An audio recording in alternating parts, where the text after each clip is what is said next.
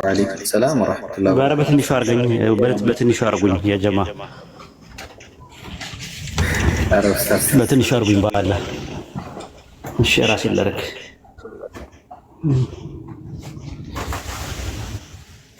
እሺ እንዴት ናችሁ? ሰላም ናችሁ? አፉ በሉኝ። ከስር እኮ እኔ እኮ የምጽፈው አንዳንዴ አብረን እንሁን ከሚለው አንፃር ነው። ኡስታዝ አቡ ሙአዊያ ለምን ወጣ? እንጂ በቃ ልውረድ ማለት ነው። በቃ እኔ እየረበሽኩኝ ነው ማለት ነው። ኧረ አይደለም ኡስታዝ እንዴ! ኧረ ኡስታዝ አቡ ሙአዊያ እናግባለን። ይገባል ኢንሻአላህ እናግባ ኡስታዝ። የእሱ ኔትወርክ አስቸጋሪ። ሰላም ናችሁ? አልሐምዱሊላህ አለን ኡስታዝ። ነካይ ከወረድን እንውረድ በቃ ሳክስ ላይ ልሰክክ ብዬ ነው መጣ ማለት ነው። ማሻአላህ። እሺ አይ ምን እያወራችሁ እንደነበረ በጣም ደስ የሚል ነገር ነው። ያው አዳዲስ ነገር ነው የሚሰማው። ያው ቀጥሉ እናንተ፣ እሰማለሁ፣ ያዳምጣለሁ ማለት ለማዳመጥ ነው የገባሁት የነበረው። የረበሽኳችሁ መሰለኝ ታች እየጻፍኩኝ እና አፉ በሉ። አይ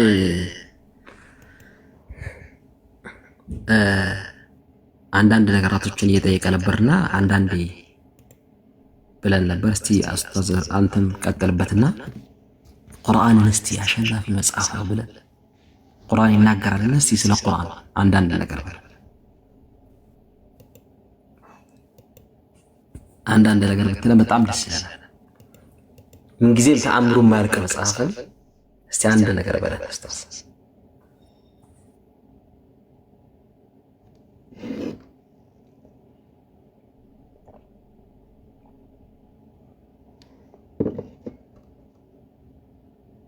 ኦልሬዲ ብላችሁታል። ኦቨርዶዝ እንዳይሆን ቀስ እያለ ያላምጥ ብዬ ነው።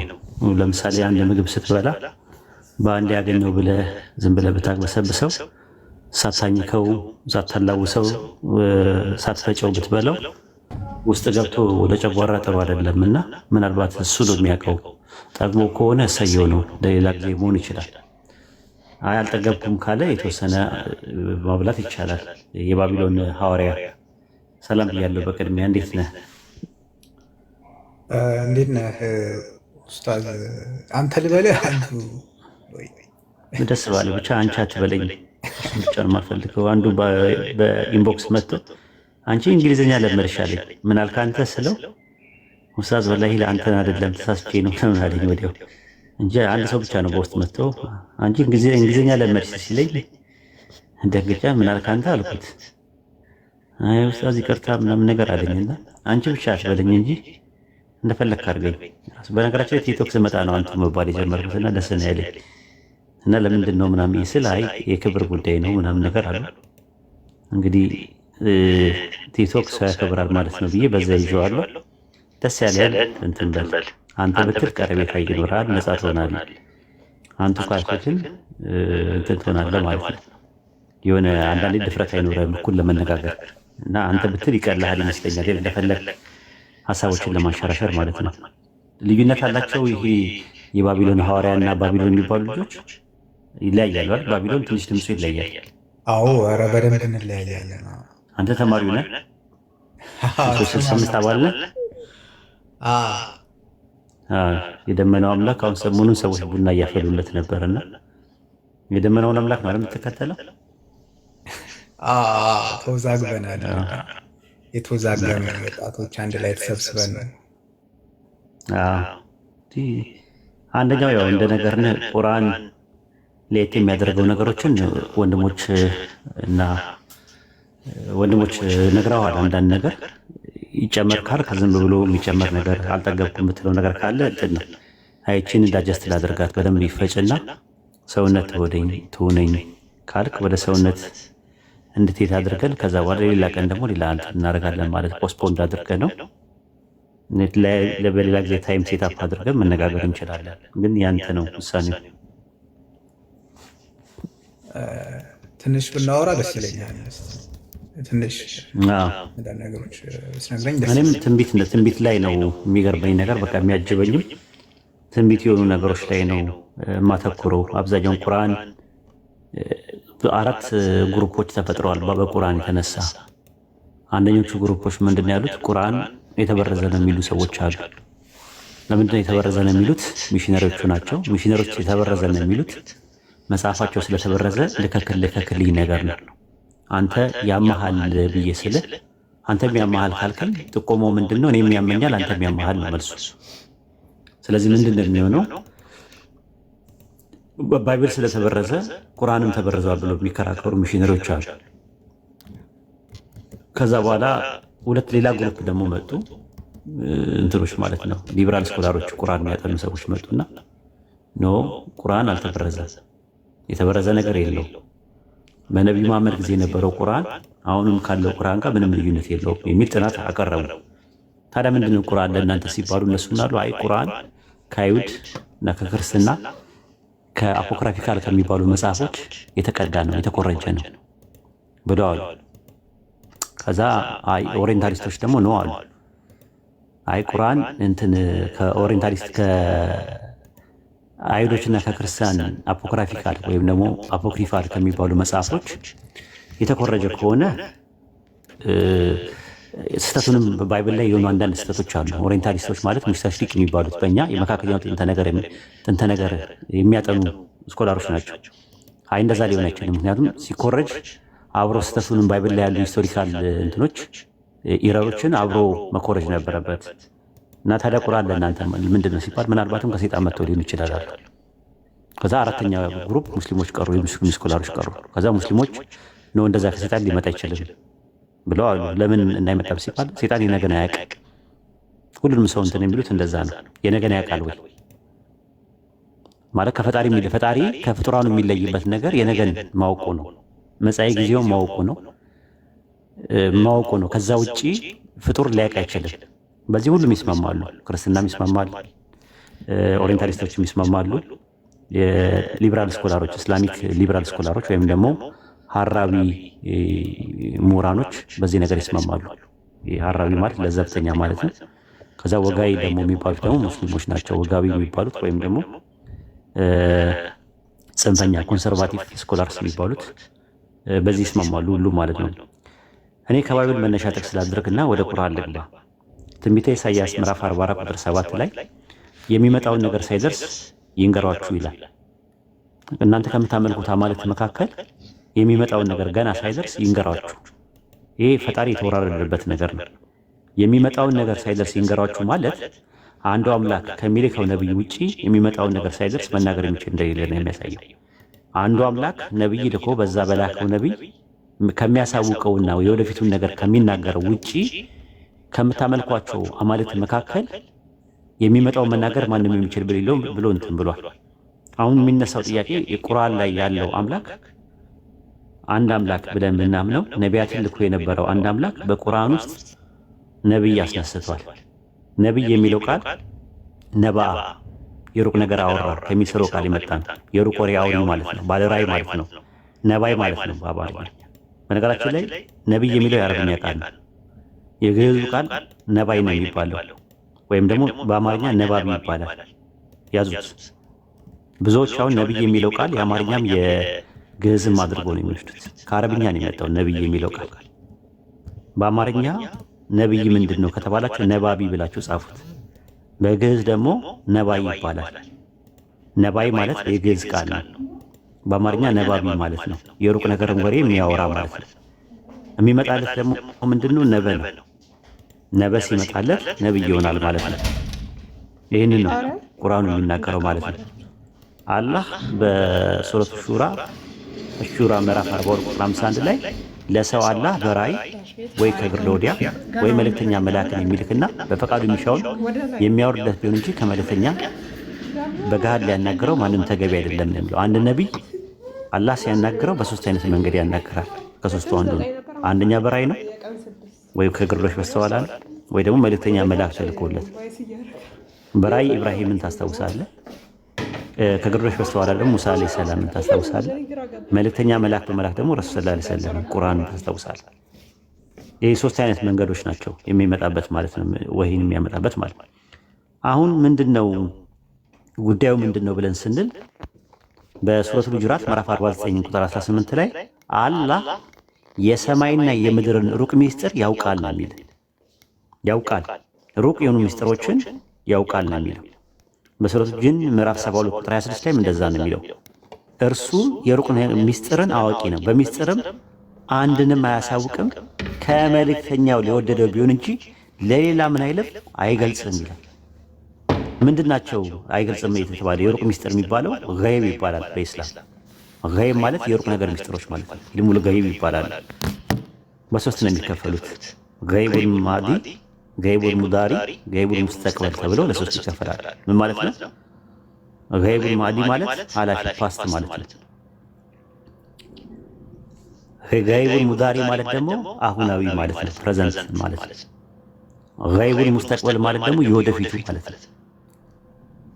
አላህ በብዙ ቦታ ላይ ስትመለከተው ጥንት የነበረውን ነገር ይተርካል።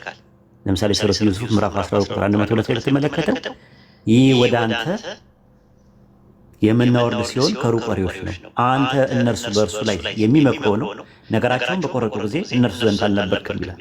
ጥንት የነበረውን ሲተርክ አንተ አልነበርክም በቦታው። በሱረቱ ጣሃ ምዕራፍ 20 ቁጥር 9 ላይም እንደዛ ነው የሚለው። በእርግጥ ካለፉ ወሬዎች በአንተ ላይ እንተርክልሃለን የሚለው ወሬ ነበ። በሱረቱ ሷድ ምዕራፍ 38 ቁጥር 71 ላይ ነው ጌታ ለመላእክት እኔ ሰውን ከጭቃ ፈጣሪ ነኝ ባለ ጊዜ አስታውስ እያለ ነው የሚናገር። አስታውስ የአሁናዊ ጊዜያዊላ አላህ ይናገራል። አንድ ጊዜ ረሱል ሰለላሁ ዐለይሂ ወሰለም ሀፍሳ ቤት ሄደው ማር ጠጥተው ሲመጡ አፍ ይሸታል ምናምን ነገር አለቻቸው። ማለት ነው አይሻና ሀፍሳ ማለት ነው ተነጋግረው ነበረ። ከዛ ሱረቱል ተህሪም ምዕራፍ 16 ቁጥር 3 ላይ ነብዩ ከሚስቶቹ ወደ አንዷ ወሬን በመሰጠረ ጊዜ አስታውስ፣ እርሱን በነገረችው ጊዜ አላህ እርሱን ማውራትን ባሳወቀ ጊዜ ከፊሉን አሳወቀ፣ ከፊሉን ተወ። በእርሱ ባወራ ጊዜ ይህን ማን ነገር አለችው። ረሱል ሰለላሁ ዐለይሂ ወሰለም ምን አሉ? አዋቂው ውስጥ አዋቂው ነገረኝ አላቸው። እንዴት አወቁ? ረሱል ሰለላሁ ዐለይሂ ወሰለም አይሻና ሀፍሳ ሚስጥርን ሲመሳጠሩ በቦታው አልነበሩ። አሁናዊ የሆነ ጊዜ አምላካችን አላህ ለረሱል ሰለላሁ ዐለይሂ ወሰለም አውርዶላቸዋል ማለት ነው። ሶስተኛው ምንድነው? ሙስተቅበል የሚባለው መጻኢ ጊዜ ፊቸር። ይሄን ነው የፈለኩት እኔ። ስለ ገሃነም ስለ ጀነት ምናምን ብዙ ነው ያለው፣ እኔ እሱ ውስጥ አልገባም። በዘመናችን የተፈጸመውን አንዳንድ ነግሬ ነው ማልፎ ማለት ነው። በሱረቱ ሷድ ምዕራፍ 38 ቁጥር 88 ላይ ሁላችሁም ተከታተሉ። ትንቢቱ ከጊዜ በኋላ በርግጥ ታውቁታላችኋል። ትንቢት ለሚለው የገባው ቃል ነበ የሚለውን ቃል በሱረቱል አንዓም ምዕራፍ 6 ቁጥር 7 ላይ ለትንቢት ሁሉ የሚደርስበት መርጊያ አለ፣ ወደፊት ታውቁታላችኋል። አላህ ነው የሚነግረው። ወደፊት ምን ትላላችሁ? ታውቁታላችሁ። ወደፊት ነው የምታውቁት። ለትንቢት ሁሉ የሚደርስበት ጊዜ አለ። ምንድነው ያ ትንቢት? የተነገረው ነገር ምንድነው ብለን ስንል አንድ ቁም ነገር አለ። አንድ ሁለት ኤግዛምፕሎች ሰጥና መድረኩን ለሌሎቻችሁ። ዘውጅ የሚለው የአረብኛ ቃል ዘወጀ ተጠናዳ ከሚል ጥንድ ማለት ነው፣ ባልና ሚስት ማለት ነው። በጣም የሚገርማችሁ ነገር ማለት ነው በቁርአን ውስጥ። ከዛ አምላካችን አላህ በሱረቱል ነጅም ምዕራፍ 53 ቁጥር 45 ላይ እርሱ አለ ሁለት አይነት ወንድና ሴትን ፈጠረ፣ ስለ ወንድና ስለ ሰው ሲናገር ማለት ነው። ከዛስ ምንድነው ታዲያ ተአምሩ ብለን ስንል ይሄንን ተከታተለኝ እባክህ የባቢሎን ተማሪ። ሱረቱል ረዕድ ምዕራፍ 13 ቁጥር 3 ላይ ያለው እርሱ ያ ምድርን የዘረጋ በውስጧም ተራሮችና ወንዞችን ያደረገ በውስጧም ከፍራፍሬዎች ሁሉ ሁለት ጥንዶችን ያደረገ ነው አለ። ባልና ሚስት ያደረገ ነው አለ ፍራፍሬዎችን እንዴ አለ። ከዛ በኋላ ምን አለ? በዚህ ውስጥ አለ ለሚያስተነትኑ ህዝቦች ተአምራት አሉበት አለ። ጥንድ ናቸው አለ። አትክልቶች ምንድን ናቸው አለ? ጥንዶች ናቸው አለ። ጥንድ ናቸው። ለነዚህ አለ በውስጡ ተአምር አለበት አለ። ተአምር አለበት። በዛ በቁርአን ዘመን ግን ያውቁት ነበረ። በሱረቱ ያሲን ምዕራፍ 36 ቁጥር 36 ላይ ከማያውቁት ነገሮችን ጥንዶችን የፈጠረ ነው ይላል። በዛን ሰዓት አያውቁት። ከማያውቁት ነገሮች ጥንዶችን ዘውጅ ያደረገ ነው አለ። ወንድና ሴት አድርጓቸዋል። ከዛስ ልክ በአምላካችን አላህ ጊዜው ሲደርስ በ19ኛው ክፍለ ዘመን ላይ ለሚያስተነትኑ ህዝቦች ተአምራት ይሆን ዘንድ እጽዋት ጾታ እንዳላቸው ሰዎች አወቁ። ጉኔ ማለት ሴት የሚባል ነገር አለ ባዮሎጂ ላይ ስለ እጽዋት ስናጠና። የእጽዋት እንቁላሉ ህዋስ በስነ ህይወት ጥናት ውስጥ ካርፔልስ ይባላል። አኔር የሚባለው ደግሞ ወንድ ያሉት የእጽዋት ዘር ህዋስ ነው። በስነ ህይወት ጥናት ውስጥ ስቴመንስ ይሉታል። ቁርአን ከዛቸው መካከል የሩቅ ነገር ሚስጥሮች አንደኛው ነው። ከፍራፍሬዎች 2 ጥንድ አድርጌያለሁ። ይሄ ያለ በውስጡ ምን አለ አለ ተአምራት አለበት አለ። በዚህ ብቻ ቢቆም እኮ ጥሩ ነው። ምን አለ መሰለ በሱረቱል አንዓም ምዕራፍ 6 ቁጥር 3 ላይ ተአምራቶቹን ወደፊት ያሳያቸዋል፣ ታውቁታላችሁ በላቸዋል። አላሁ አክበር። የባቢሎን ሐዋርያ ልድገምልህ። እዚህ ጋር ያለው ያልገባ ነገር አለ እዚህ ጋር። አይ የሚገርም ነገር ነው የነገርከኝ። ወደፊት ታውቁታላችሁ በዚህ ውስጥ አለ። መጀመሪያ እጽዋት ጥንድ ናቸው አለ። ጥንድ መሆናቸውም በአሁኑ አታውቁትም ብሎ ነገረ። በውስጡ ተአምራት አለበት አለ። ከዛ በኋላ ተአምራቱን ወደፊት ምን ይላቸዋል አለ ያሳያቸዋል፣ ታውቁታላችሁ። ወደፊት ነው የምታውቁት ወደፊት ነው፣ አሁን አይደለም የምታውቁት፣ ወደፊት ነው የምታውቁት አለ። እጽዋት ወንዴና ሴት የሚባለው ትምህርት 19ኛው ክፍለ ዘመን ላይ ነው ሰዎች ያወቁት።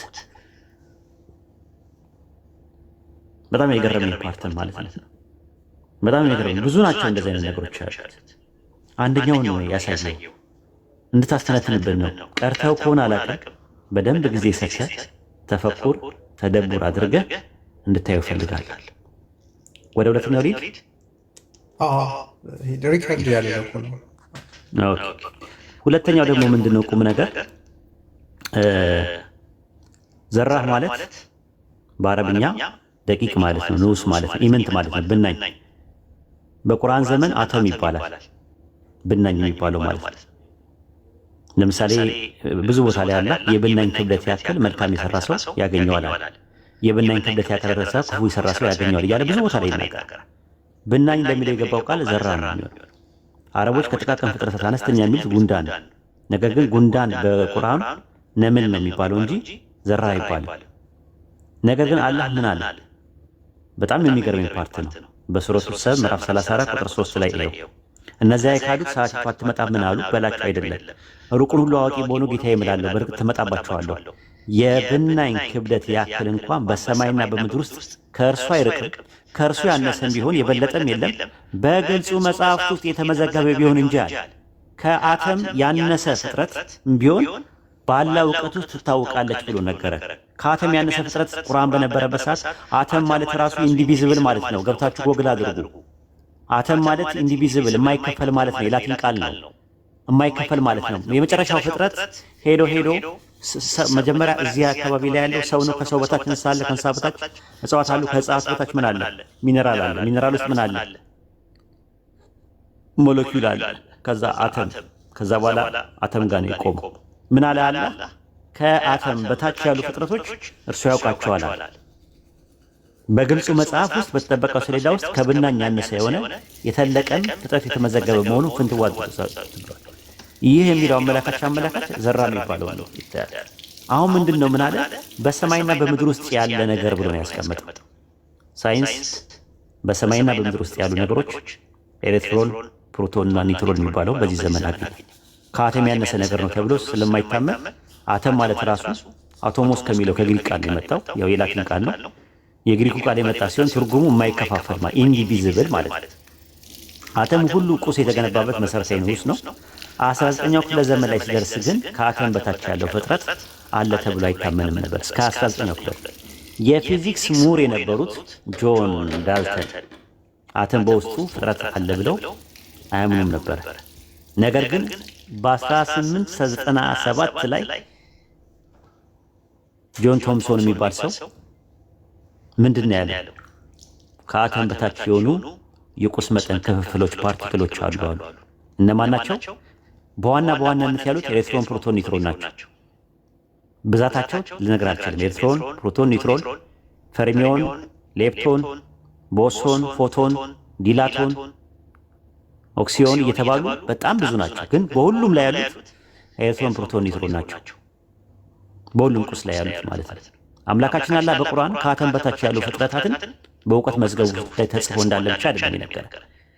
በሰማይና በምድር ውስጥ ያሉት እነዚህ ጥቃቅን ፍጥረታት ለምዕመናን እርግጠኛ ተአምራት ናቸው ብሎ ነው ያስቀመጠው። በሱረቱ ጃሺያ ምዕራፍ 45 ቁጥር 3 ላይ በሰማያትና በምድር ውስጥ ለምዕመናን እርግጠኛ ተአምራት አለበታል።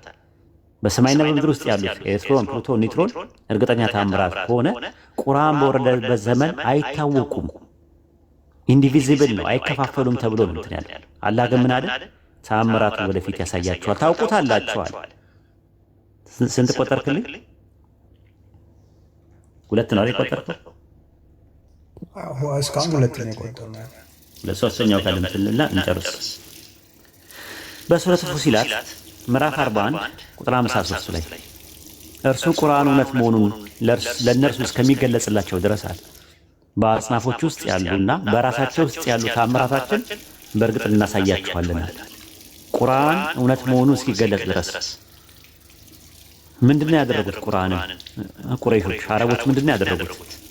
በሱረቱ ሐቃ ምዕራፍ 46 ቁጥር 7 ላይ በእነርሱ ላይ አንቀጾቻችን በተነበቡ ጊዜ እነዚያ እውነት በመጣላቸው እውነት ቁርአን ነው ተብሎ በመጣላቸው እነዚያ የካሉት ምንድነው አሉ? ይህ ግልጽ ድግምት እንጂ ሌላ አይደለምና አሉ። ልክ የቂያማ ቀን ሲደርስ ምን ይሆናሉ? ቁጥር 34 ላይ እነዚያ የካሉት ሰዎች በእሳት ላይ በሚቆሙበት ቀን ይህ እውነት አይደለምን አላህ ይላቸዋል ይባላሉ። እውነት ነው በጌታችን ይሁንብን ይላሉ።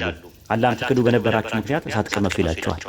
ቁርአን እውነት መሆኑ እስኪገለጽ ድረስ የቂያማ ቀን ድረስ አለ።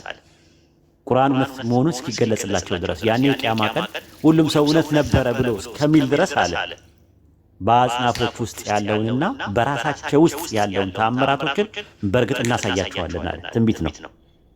ምን ላቸዋለን አለ? እናሳያቸዋለን። የስነ ፈለክ ምርምር ጥናት አስትሮፊዚክስ ተመራማሪዎች በአጽናፍ ውስጥ ያሉ ፈለኮችን፣ ፕላኔቶችን፣ ምህዳሮችን፣ ፍኖተ ሀሊቦችን፣ ክላስተሮችን፣ አድማሶችን መርምረው በ19ኛው ክፍለ ዘመን ላይ ያገኙት በራሳቸው ውስጥ ያሉ ስነ አካል ፊዚዮሎጂ፣ ስነ ልቦና ሳይኮሎጂ፣ ስነ ህይወት ባዮሎጂ፣ የወንድ ጾታ ጥናት አንድሮሎጂ፣ የሴት ጾታ ጥናት ጋይናኮሎጂ የሚባሉ መርምረው የደረሱበት አሁን በአጽናፎች ውስጥ ያለውን ታምራትና በራሶቻቸው ውስጥ ያሉ ታምራቶችን በእርግጥ እናሳያቸዋለን አለ። ምን እስኪሆን ድረስ አለ? ቁርአን እውነት መሆኑ እስኪገለጽላቸው ድረስ። መቼ ቁርአን መቼ ነው እውነት መሆኑ? ይሄ ከጌታችን የመጣ እውነት ነው ይላሉ። ያኔ ግን ምንድነው የሚለው? እነዛ የካዱት እውነቱ በመጣላቸው ቁርአኑ በመጣላቸው ጊዜ ይህ ግልጽ ድግምት ነው እንጂ ሌላ አይደለም አሉ። ቁርአን በወረደበት ዘመን የነበሩ ሰው ነገር ግን ምን አለ? ቁርአን እውነት መሆኑ እስኪገለጽላቸው ድረስ የቂያማ ቀን እስከ ቂያማ ቀን ድረስ ማለት በአጽናፎች ውስጥ ያለው ታምራትንና በራሶቻቸው ውስጥ ያሉ ታምራቶችን በእርግጥ እናሳያቸዋለን አለ። ስለዚህ ምንድነው 19ኛው ክፍለ ዘመን ላይ መጥቶ ቁርአን ባልነበረበት ቁርአን በወረደበት ጊዜ ያልነበሩ ማህበረሰብ መጥተው ይሄ አስትሮፊዚክስ የሚባለው የእንትኑ ማለት ነው የስነ ከዋክብት ጥናት ይሄ ጋይናኮሎጂ የሚባለው ነገር አልትራሳውንድ ምናምን ራሳቸው በራሶቻቸው ያለውን ታምራት ምንላቸዋለን እናሳያቸዋለን። ቀደም ስለ መጓጓዣ ምናምን ነገር ኢብራሂም ብሎ ነበረ። ትንሽ እንትን ብልበት ደስ ይለኝ ነበረ። እሱ እንኳን በደንብ እንትን ብሎታል ማለት ነው። እንትን ብሎታል። በጣም የሚገርመኝ እሱ ራሱ ትራንስፖርት የሚባለው ነገር የመጣው መጓጓዣ፣ የአየር መጓጓዣ ኤርፖርት፣ የየብስ መጓጓዣ ጂኦፖርት፣ የባህር መጓጓዣ ሃይድሮፖርት የሚባሉት አሁን ነው የተፈጠሩት። አላህ በጣም የሚገርም ነገር በቁርአን ውስጥ ምንድን ነው ያለው? አህያ፣ ፈረስ ምናምን ነገር ምናምን ለመጓጓዣነት ነበር የሚጠቀሙበት ቁርአን በወረደበት ሰዓት ላይ በሱረቱ ነህል ምዕራፍ 16 ቁጥር 8 ላይ ፈረሶችን፣ በቅሎችን፣ አህዮችን ልትጓዙበትና ልታጌጡበት ፈጠርንላችኋል። የማታውቁትን ድንቅ ነገር ይፈጥራል። ሊተረከቡ ሙስተቅበል ልትጓዙበት ልትሳፈሩበት ወደፊት እንደሚያመጣላ ተናግሯል። ቁርአን በወረደበት ሰዓት ፈረስ ነበር መጓጓዣ፣ በቅሎ ነበር፣ አህዮች ነበሩ። ነገር ግን አለ እናንተ ማታውቁትን አለ ቁርአን በወረደበት ሰዓት ላይ የማይታወቅ ነገር ግን ሰዎች በቁርአን በወረደበት ሰዓት የነበረው ማህበረሰብ የማያውቀው መጓጓዣ የርከቡነን የሚለው ሙስተቅበል ፊቸር ቴንስ ነው። ፈረሶች፣ በቅሎች፣ አህዮች ሰዎች ለመጋለቢያ ለመጓጓዣ መሳፈሪያ እንደነበሩ ነው። በዛን ዘመን አዲስ መጋለቢያዎች፣ መጓጓዣዎች፣ መሳፈሪያዎች አላህ እንደሚያመጣ ተናግሮ ነበር። የዘመናችን መጓጓዣ የሚባሉ ትራንስፖርት የሚባሉ በሶስት ይከፈላሉ። የአየር መጓጓዣ ኤርፖርት፣ የየብስ መጓጓዣ ጂኦፖርት፣ የባህር መጓጓዣ ደግሞ ሃይድሮፖርት ይባላል። የአየር መጓጓዣው እንደ ጎርጎሮሳውያን አቆጣጠር በ1799 ድህረ ልደት የንስር ወፍ ንድፍ ታይቶ አይሮፕላን ተሰራ። አላሁ አክበር። አላህ ይህን ብቻ አይደለም የሚለው የመንገደኞች ባለቤት በሆነች ሰማይ እምላለሁ ይላል ብዙ ቦታ ላይ። የመንገደኞች በሆነችው ሰማይ ላይ መንገደኛ ይኖራል ብለህ አስበህ ታውቃለህ? ባቢሎን የመንገደኞች ባለቤት በሆነች ሰማይ እምላለሁ ብሎ ነገረ። የመንገደኞች ባለቤት በሆነች ሰማይ እምላለሁ። ሰማይ ላይ የሚጓዝ መንገደኛ ማን ነው? ቁርአን በወረደበት ሰዓት ላይ ኤርፖርት የሚባል ነገር ታውቃለህ? አይሮፕላን የሚባል ታውቃለህ? ጀት ታውቃለህ? ሄሊኮፕተር የሚባል ነገር ታውቃለህ? አላህ ግን ማለ የመንገደኞች ባለቤት በሆነችው ሰማይ እምላለሁ። ከዛ የየብስ መጓጓዣ በ1768 ድረለት አውቶሞቢል መኪና የፈረስ ንስር ታይቶ ተሰራ። የመጀመሪያው ንስር ነው። ኤሮዳይናሚክ የሚባል ሎ ታይቶ የንስር ክንፍ ዲዛይን ታይቶ ነው አይሮፕላን የተሰራው። ከዛ በኋላ የየብስ መጓጓዣ በ1768 ድረለት አውቶሞቢል መኪና የፈረስ ንድፍ ታይቶ ነው የተሰራው። እነ ካርብሬተር ካምቢዮ ምናምን የምትላቸው ቃላቶች ከጣሊያንኛ የተወሰዱት የፈረስ አናቶሚ ናቸው። የውስጥ ያሉ ሆዱቃ ውስጥ ያሉ ታይተው ነው የተሰሩት። በተመሳሳይ ባቡር በ1850 ድረለት የአባ ጨጓሬ ንድፍ ታይቶ ነው የተሰራው። በጣም የሚገርም ነገር ማለት ነው። ከዛ በኋላ የባህር መጓጓዣ ባለሞተር ኢንጂን መርከብ በ1805 የዶልፊን አሳ ንድፍ ታይቶ ነው የተሰራው ማለት ነው። አምላካችን አላህ ይህ ክስተት ከመከሰቱ በፊት የማታውቁትን ድንቅ ነገር ይፈጥራል ይለናል። ይፈጥራል፣ ወደፊት ያመጣል፣ እንደሚያመጣ ቃል ገብቶልናል አምላካችን አላህ። ይህ ለኔ ታምር ነው። ከዛ ምን ይላል መሰለ ሱረቱ ሷድ ምዕራፍ 38 ቁጥር 88 ላይ ትንቢቱን ከጊዜ በኋላ በእርግጥ ታውቁታላችሁ አለ። ከጊዜ በኋላ አሁን አይደለም የምታውቁት፣ ወደፊት ታውቁታላችሁ ከጊዜ በኋላ። በሱረቱ አንዓም ምዕራፍ 6 ቁጥር 7 ላይ ለትንቢት ሁሉ የሚደርስበት መርጊያ አለ። ወደፊት ታውቁታላችሁ። ለምንድን ነው አላህ ወደፊት ታውቁታላችሁ ትንቢቱን የሚለው? ለዛ ነው በሱረቱ ነጅም ምዕራፍ 53 ቁጥር 3 ላይ ከልብ ወለድ አይናገርም እርሱ ንግግሩ የሚወርድ ወሂ እንጂ ሌላ አይደለምና። ወሂ ማለት ግልጠተ መለኮት ማለት ነው። ዲቫይን ሬቨሌሽን ማለት መለኮታዊ ራእይ ማለት ነው። ለዛ ነው በሱረቱ አንቢያ ምዕራፍ 21 ቁጥር 45 ላይ አላህ ሲናገር ምናል የማስጠነቅቃችሁ በወሂ ብቻ ነው፣ በግልጠተ መለኮት ብቻ ነው። ግን ደንቆሮች በሚጠነቀቁት ጊዜ ጥሪን አይሰሙም በላቸው። በሚጠነቀቁ ጊዜ ጥሪን አይሰሙም በላቸው። አስታውስ፣ አንተ አስታውስ ብቻ ነው። ስለዚህ ዛቻዬን የሚፈራ ሰው በቁርአን አስታውስ እያለ ብዙ ቦታ ላይ ይናገራል። በቁርአን አስታውስ። ሱረቱ አንቢያ ምዕራፍ 21 ቁጥር 10 ላይ ክብራችሁ በውስጡ ያለበት መጽሐፍ ወደ እናንተ በእርግጥ አውረድን አታውቁምን ይላል። ክብራችሁ በውስጡ ያለበት ክብራችሁ ኢብኑ አባስ ነው በነገራችን ላይ ክብራችሁ ሸርፉኩም ብሎ ያስቀመጠው ክብራችሁ ብሎ ያስቀመጠው ማለት ነው ብሎ ይፈሰል። ዚክርኩም ነው የሚለው ዚክር ነው የሚለው የሚያስታውሳችሁ ማስታወሻችሁ፣ እናንተን የሚያስታውስ ስለ እናንተ አፈጣጠር የሚያወራ ስለ እናንተ አተናተ ስለሚመጡ ነገሮች ክብራችሁ በውስጡ ያለበት የሚያስታውሳችሁ በውስጡ ያለበትን መጽሐፍ ወደ እናንተ አወርድ ይላል። ስለዚህ ይሄ ነው ቁርአን የሚነግር ነገር በሱረቱ ሷድ ምዕራፍ 38 ቁጥር 29 ላይ ይህ ወደ አንተ ያወረድነው ብሩክ መጽሐፍ ነዋል። የአእምሮ ባለቤቶች አንቀጾችን እንዲያስተነትኑና እንዲገሰጹ አወረድነዋል። የአእምሮ ባለቤቶች አንቀጾችን እንዲያስተነትኑዋል። ሊየደበሩ ማለት ተደቡር ነው። ተደቡር ማለት ራሱ ማስተንተን ማለት ነው። ድቡር ማለት ነው። ድቡር ታውቃላችሁ? ኡስታዝ አቡ ሙአዊያ አለ። ድቡር ማለት ምን ማለት ነው በአረብኛ? ቁርአን ላይ የፊት ለፊት ተቃራኒው ምን ይለዋል ኡስታዝ አቡ ሙአዊያ? ጀርባ ማለት ነው። የአእምሮ ተደቡር ማለት ራሱ እንደዛ ነው። ማስተንተን ስትል ጀርባው ምንድን ነው ይጠና ይባላል። ያን የቁርአን ጀርባው መጠናት አለበት። ጀርባውን እንድታጠኑ ጀርባውን እንድታስተነትኑ የአእምሮ ባለቤቶች አንቀጾችን እንዲያስተነትኑ ነው ያወረድነዋል። አለቅ ይህንን ብርሃን ሰዎች እንዴት አድርገው እንደሚሸሹትም አላቅ። የባቢሎን ደቀ መዝሙር ቁርአኑን ነካክተዋል። አሁን መተት ነካክተዋል። በጣም ፖዚቲቭ ሜንታል አቲቲዩድ አላችሁ እናንተ ግሩፖች፣ ጊዜ ያላችሁ ካላህ ጋር ነው የምትጨርሱት። መልእክቱን ሰምተሃል፣ ሪሳላው መልእክቱን ሰምተሃል። ከዛሬ ጀምሮ ሁጃ ቆሙብሃል። ተጠያቂ ነህ። ከዚህ በኋላ ኃላፊነቱን እንትን ብላል። አሁን ምን ታደርጋለህ? በህዝብ ፊት ሙስሊሞች መሆናችንን መስክርልን ለኛ ሙስሊሞች ናቸው እነዚህ አሁን የምታወሩት እናንተ ሙስሊሞች ናቸው ብለህ መስክርልን። አሁን የባቢሎን መስክር ማለት ወይ ሙስሊሞች ናቸው እዚህ አሁን ያላችሁት፣ እዚህ ገስት ላይ ያላችሁት እናታችን የሚያዳምጡ ሰዎች እናንተ ሙስሊሞች ናችሁ ብለህ መስክርልን። እናንተ ሙስሊሞች ናችሁ ታችም ላይ ምን ያላችሁ ማሻአላ አላሁ አክበር። ከዚህ በኋላ ኃላፊነት አለብህ። ወደ እስላም እንድትመጣ ጥሪያችንን እናቀርብልሃለን። ይህንን ብርሃን ማየት የተመራ ሰው ምሪቱ ለራሱ ነው። አልፈልግም ያለ ያስተባበለ ሰው ደግሞ ጉዳቱ ለራሱ ነው ይላል። ጥቅሙን ጉዳቱን ለራስህ ነው። ይህንን ብርሃን እንድታይ ስለምፈልግ ግብዣን ያቀረብኩልህ ምንም አይነት ጅንጀናም የለውም ስብከትም የለውም። ጥሪ ያቀርብልሃለሁ ስለምወድህ ጥሩ ነገር ስለምመኝልህ። እኔ እናቴ ምንድን ነው ያልኳት? አንድ ነገር ልንገርሽ አልኳት። በጣም የምትወጂውን ሰው ምንድን ነው የምታደርጊው አልኳት። ማለት ምን ማለት አለች።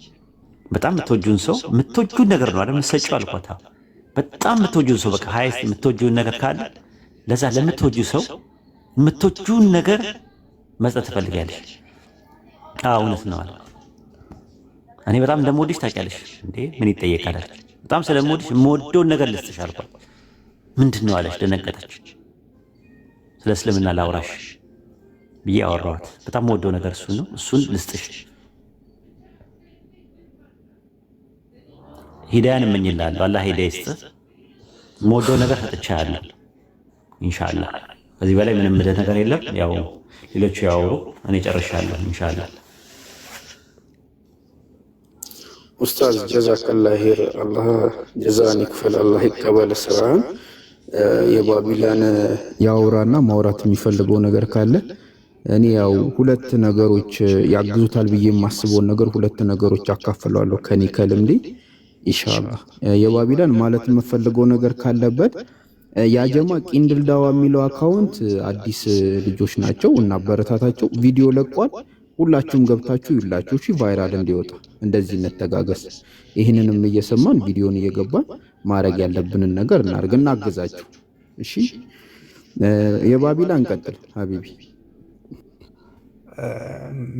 ምንም ማለት አልፈልግም።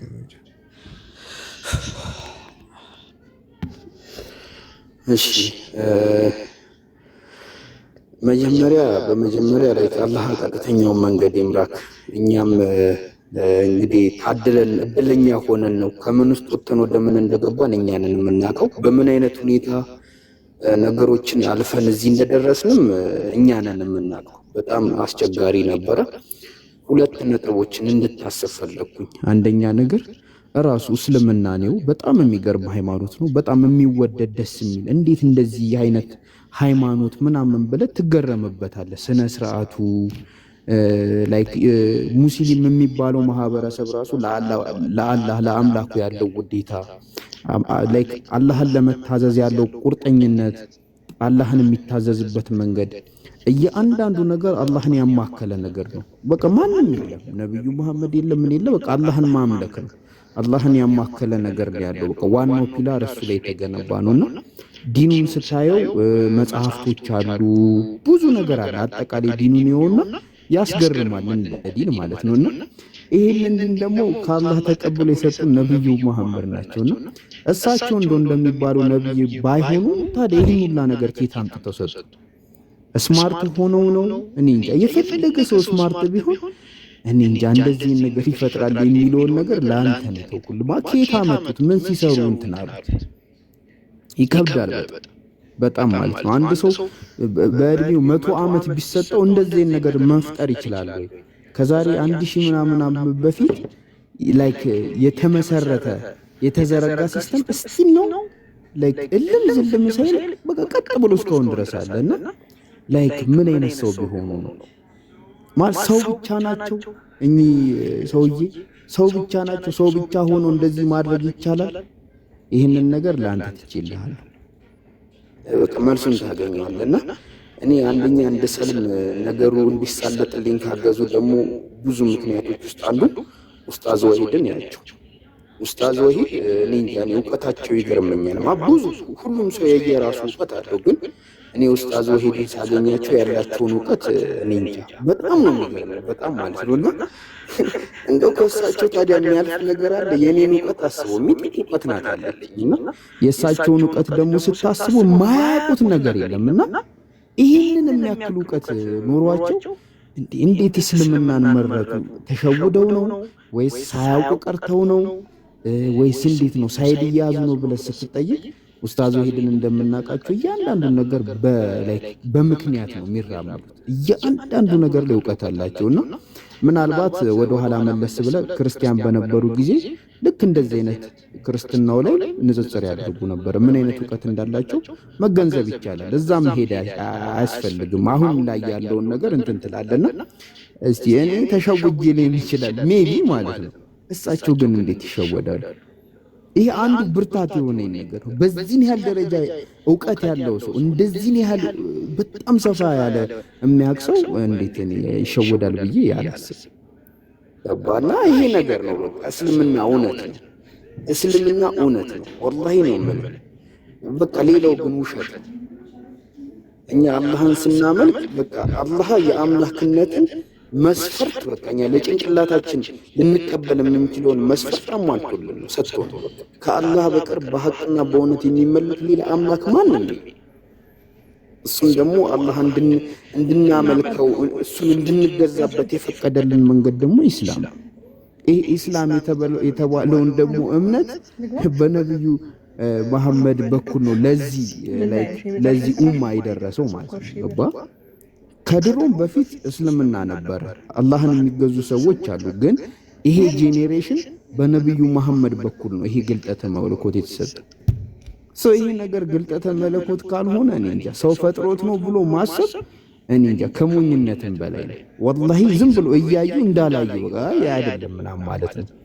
እና እነዚህን ሁለት ነገሮች በደንብ አውጣቸው አውረዳቸውና አንድ ሃይማኖት የለም እንደ እስልምና በሁሉም ነገር ላይ መረጃ የሚሰጥ አንድ ሃይማኖት አንድ በዚህን ያህል ደረጃ የተብራራ በተጠየቀው በየአንዳንዱ ጥያቄ ላይ በዚህን ያህል ደረጃ ማብራሪያ በዚህን ያህል ደረጃ መልስ የሚሰጥ አንድ ሃይማኖት የለም። አንድ ያው ትጠይቃለህ፣ ጸልይና ይገለጥልሃል ትባላለህ። በቃ ካልተገለጠልህ በቃ ተደነቅና ኑር ዝም ብለህ አንተም እንደምታውቀው ሁሉም ሰው እንደሚያውቀው ማለት ነውና እስልምና ላይ ግን እንደዚህ ነገር የለም። ስለፈለከው ነገር ጠይቅ፣ ጥልቅ የሆነ ማብራሪያ ይሰጣል። ያልተዳሰሰ ነገር የለም።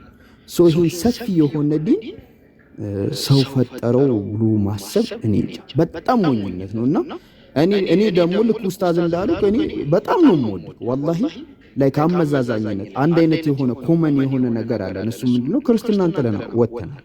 ክርስትናን ጥሎ መውጣት በጣም ትልቅነት ነው ማለት ዝም ብሎ አለመመዳት ነው። አይ እኔ በራሴ አልነዳም፣ እኔ የራሴ ጭንቅላት አለኝ፣ የራሴን ጭንቅላት ማስተንተን ይችላል ብለን በቃ ትክክል ያልሆነ መንገድ ትክክል አይደለም ብለን በኮንፊደንስ ወጥተን ትተነዋል። ምክንያቱም ከዚህ ነገር መውጣት አቅቷቸው ሼም ይዟቸው ያደግኩበት ነው፣ ከቤተሰቤ ነው፣ ባህሌ ነው፣ የሀገሬ ነው ምናምን ብለው ከዚህ ባርነት ያልወጡ ብዙ ሰዎች አሉ። ግን እኛ ይሄን ቀንበር ሰብረን ወጥተናል።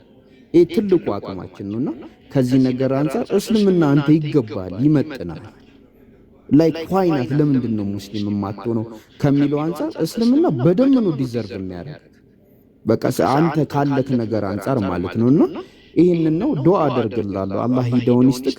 አንድ ሰው ሙስሊም ሆነ ማለት አላህን በብቸኝነት ለመገዛትና ለመታዘዝ በቃ እጁን ሰጠ ማለት ነው። በቃ እኔ አላህ ታዘዘሃለሁ፣ አንተ ያልከኝን ነገር አደርጋለሁ፣ ካንተ ሌላ መመካበት መመጀነው አምላክ የለም ብሎ እጅ መስጠት ማለት ነው። በቃ ሌላ ምንም የተለየ ነገር የለም ምንም ማለት ነው። በቃ ይሄ ነው ያለው ነገር። ምናልባት መጨመር የምትፈልጉ ሰዎች ካሉ ጨምሩ።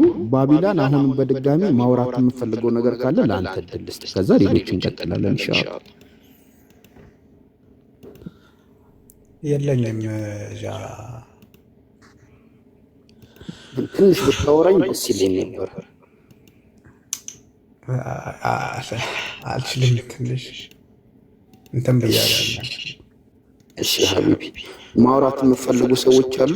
ኢብራሂም ኡስታዝ እስሚዞ ኡስታዝ አቡ መዋያ አዲስ ሴኑ ማለት የምፈልጉት ነገር ካለ ጨምሩለትና ኢንሻአላህ ጥያቄም ካለው ሌላ እንቀበለዋለን። እንዳለውም እንዳይበዛበት ደግሞ እንትን እንላለን። ኡስታዝ አቡ መዋያ እስቲ አንዳንድ ነገር ይበሉ እርሱ። እኔ እንኳን አልኩኝ እኮ በኔ ያጣመምኩት ነገር ካለ ያርሙኝ እስቲ። እኔ ዝም ብዬ አንዳንድ ስሜት የሆነ እዛም እዚህ ምረቅጣል። አይ ማሻአላህ በጣም ጥሩ ሐሳብ ነው። እኔ በጣም ለባቢሎን በተደረገው ዳዕዋ በሚገርማቸው ሁኔታ እኔ ተጠቅሜበታለሁ። የምሬን ነው የምላችሁ። ለምን መሰላችሁ? አንዳንድ ነገር አሁን ሊተርከቡ ፊያ ወየኽሉቁ ማ ላ ተዕለሙን የማታውቁትን ነገር ይፈጥራል ብሎ ቅድም ኢብራሂምና ኡስታዝ ያስረዱት በጣም ገና አሁን እኛ በዚህ ዘመን ከዚህ ውጭ ደግሞ በጣም ይፈጠር ነገራቶች ይኖራሉ እና ብዙ ነገር ተምረንበታል። ለእኛ ጠቅሞናል ይሄ ትምህርት ለሱም እና ደግሞ አሁን በትንሹ እስሚዛውና እና ወደ ኡስታዞች እንችላለን። የቁርአን ተአምር ይሄን ቃል ያዙልኝ። የቁርአን ተአምር እያወቃችሁ በሄዳችሁ ቁጥር እሱን ከማመስገን ውጭ ይሄን እምነት ስለሰጣችሁ እያንዳንዱን ሰከንድ አንዳንዴ ቃላታችሁ አላህን የምታመሰግኑበት ቃላታችሁ ዝም ብላችሁ እንባ የሚፈስበት ቀን ይመጣል።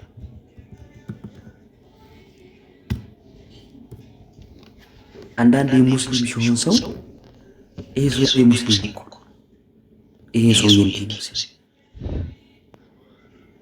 ሲባል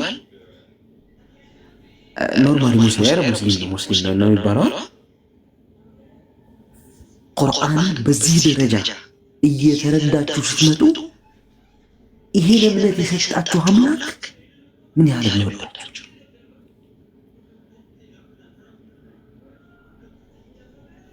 አንዳንዴ ዱንያዊ ሐዘን ከዛ አላህ ምን አለ እኔ የሰጠንን እምነት ስለሚያውቅ አላህ ለኛ የሰጠንን እምነት ስለሚያውቅ ሰው በዱንያ ጉዳይ ሲተክዝ ይገርማል። አላህ ሰው በዱንያ ጉዳይ ሲተክዝ፣ ሰው በዚህ ትርኪ ምርኪ ጉዳዮች ውስጥ ሲተክዝ ወላ ተኻፉ ለምንድነው የምታዝኑት? ለምንድነው የምትፈሩት? ሰው አላህን ይዞ ይፈራል። ሰው ከአላህ ሲርቅ ሌላ ነገራቶችን እየወደደ ይመጣል። ወላ ተኻፉ ወላ ተሕዘኑ አትፍሩ፣ አትተክዙ ወአንቱም ልአዕለውን የተሰጣችሁ እምነት እኮ የበላይ የሚያደርጋችሁ እምነት ነው። እንዴት ነው በዛ እምነት ላይ እያላችሁ ሐዘንና ትካዜ ሊጫችሁ? ምን መልስ ሰጠ? መልሽ የለም ነበርኩ እና ለዚህም አላህን እያወቃችሁ በሄዳችሁ ቁጥር ይበልጥ አፈሪዎች እናንተ ትሆናላችሁ። ኢነማ የኽሻ አላህ ሚን ዒባዲሂ ልዑለማ ይላል። አላህን የሚፈራው ይበልጥ አላህን አዋቂ ነው ይላል። እና ዛሬ ከተማራችሁ ትምህርት በፊት የነበራችሁ ፍራቻና ደስታና ባላችሁ የእስልምና ውዴታ ዛሬ ይበልጣል፣ ከዛሬ ነገ ይበልጣል። እያወቃችሁ ብሔራችሁ ቁጥር ደግሞ ይበልጣል። ለዚህም ነው አላህ ለእናንተ እየተመረጠላችሁ እምነት ነው። ኢነ ዲነ ዐንደ አላህ ልኢስላም። ያፍ መራብ፣ መጠማት፣ ነገራቶች ሁሉ ከንቱ ናቸው። እስልምና ለዚህም ነው መልእክተኛው ሰለላሁ ዐለይሂ ወሰለም ስለምንም ነገር ዱዓ ከማድረግ በፊት አላሁመ ያ ሙቀሊበል ቁሉብ ተቢት ቀልቢ ዐላ ዲኒክ፣ ጌታዬ ሆይ ቀልብን ገለባባጭ የሆንክ ጌታዬ ሆይ በዚህ ዲን ላይ አጽናኝ ብሎ ነበር። እንደው ሌላ ዱዓ ይቅርብንና እንደው ያ ረብ ይህን እስልምናዬ ላይ እንድጸና አድርገኝ ብለን ነበር ምን ለምነው ኒዕማውን በእናት ያው እናውቃለን። አልሐምዱሊላህ እየገባን ነው። ወደፊት ደግሞ በጣም ብዙ ሰው ያለበትን ጨለማ ደግሞ እዩ። አንዳንድ ሰው ያለበትን ጨለማ ያለ አላህ የሚኖር ሰው አለ። ያለ ነቢዩ ሰለላሁ ዐለይሂ ወሰለም የሚኖር ሰው አለ። ያለዚህ ዲን ወሊየተደበሩ አያቲ ወሊየተዘከረ ኡሉል አልባብ አንቀጾችን እያስተነተኑ ታስተንትኑ እንዳታምኑ ምክንያት የማይሰጣችሁ ይሄ እንኳን ትክክል አይደለም ብላችሁ በምታምኑት ሎጂክ የሚያስረዳችሁ ትልቅ ኒዕማ ውስጥ ሆነን አንዳንዴ የዚህ ኒዕማ ዋጋ እናሳጣዋለንና የተሰጠንን ጸጋ እናውቅ፣ ለመጠበቅ እንጣር። ገባችሁ? ላ ተዛሉ ኒዕመቱ ኢላ ቢዘዋሊ ኒዕመቲሃ። ሰው ያለበትን ጨለማ የምታውቁት ዛሬ እስልምና ውስጥ ስለሆናችሁ አይደለም። አንድ ጸጋ እኮ አትታወቅም የዛ ተቃራኒ ካላወቅ። እንደዛ ነውና እኔ እንደው እድሜ ልካችንን እያንዳንዱን ሰከንድ አምላክን እያመሰገንን የምንኖርበት ወቅት ላይ ስለዚህ ዲን አልሐምዱሊላህ ነው። አንድ ሻላህ አልመጋሚስ የሚባል አንድ ሼኽ አለና አንዳንድ ዳዕዋዎቹ ላይ አልሐምዱሊላህ አለዚ አዕጣና አልኢስላም ቀብለ አን ነስአል ማለት አላህ እስልምናን እስልምናን ሳንጠይቀው የሰጠን አምላክ ምስጋና ይገባው ይላል። ጠይቆ የተሰጠ አካል አለ? ኢብራሂም እስልምናን አላህ ሙስሊም አድርገኝ ብለን የሰጠ አይደለም። ባብጃ አይደለም ወይ ኡስታዝ አይደለም፣ ስሚዝ አይደለም። እና ደግሞ ይሄን እኛ ለራሳችን የወደድነውን እምነት በጣም ለምንወዳቸው ሰዎች ደግሞ አንድን ሰው ወደድከው ማለት ለራስ የወደድከው ለሌላ ሰው መውደድ አለብንና ወደንላህ። እኔ በበኩሌ ከ2 ሰዓት እስከ 4 ሰዓት ወድጄ ፈቅጄ ደስ ብሎኝ እኔ ያመንኩትን ብቻ ሳይሆን ይሄን አምላክ በቀጥተኛ ሊመለክ የሚገባውን አምላክ በምክንያታዊነት የምናመልከውን አምላክ እንድታመልከው ጥሪ ያቀርብልሃለሁ ማለት ነው። ይሄ አምላክ ለዚህ አምላክ እጅ መስጠት፣ ይሄን አምላክ ማምለክ የሚለው ነገር እኔ ለራሴ ያደርኩትን ወደላላ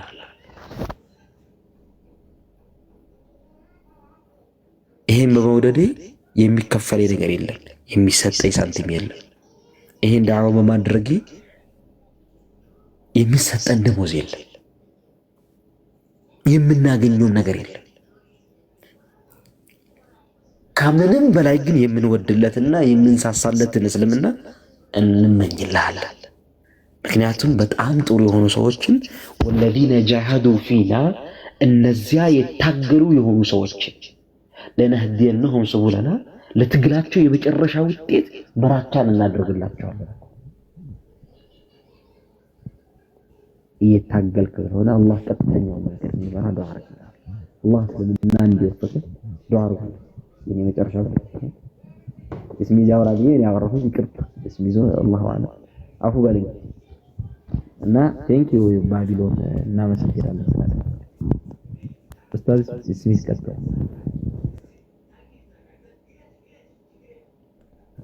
ሰላም አለይኩም ወራህመቱላህ። እናንተ ካወራችሁ በኋላ ማውራት ትንሽ ያስቸግራልና ኡስታዝ ወይ ደግሞ ኡስታዝ አቡ ማውያጃ ሁላችሁንም ጀዛከላህ ይብሩ ማብዛት መሰለኝና እናንተ ዋና ነጥቦችን ስለተናገራችሁት ከዚህ በላይ እንትን ማለት ብዙም አያስፈልግም። ምናልባት እንደዚህ የቁርአን ተአምራቶች ሐዲስ ላይ ያሉ ነገሮች ብንዘረዝራቸው ከዚህም በላይ ኡስታዝ ራሱ ከጠቀሳቸው በላይ ራሱ ልንናገር እንችላለን። ማለት ሌላ ብዙ አሉ። ኡስታዝም ቅድም እንደነገራችሁ ማለት ነው አያልቅም፣ በጣም ብዙ ናቸውና አልሐምዱሊላህ ጥሩ ግንዛቤ የወሰደ ይመስለኛልና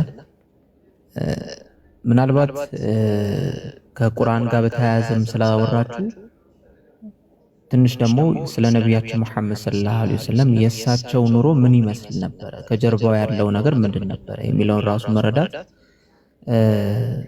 በጣም አስፈላጊ ሆኖ ስለተሰማኝ ነው። ባቢሎን አሁንም እንዲያስተነተን የምፈልገው ነገር ምንድነው? ሌላው ከቁርአን አንጻር ብዙ ኡስታዞች ነግረውካልና ስለ ነቢያችን መሐመድ እኛ ስለሳቸው የእሳቸው ስም ሲነሳ ሁላ ስለሳቸው ስንናገር ሁላ የሚተናነቀን ከምን አንጻር ነው? ኑሯቸው ያሳለፉት ኑሮ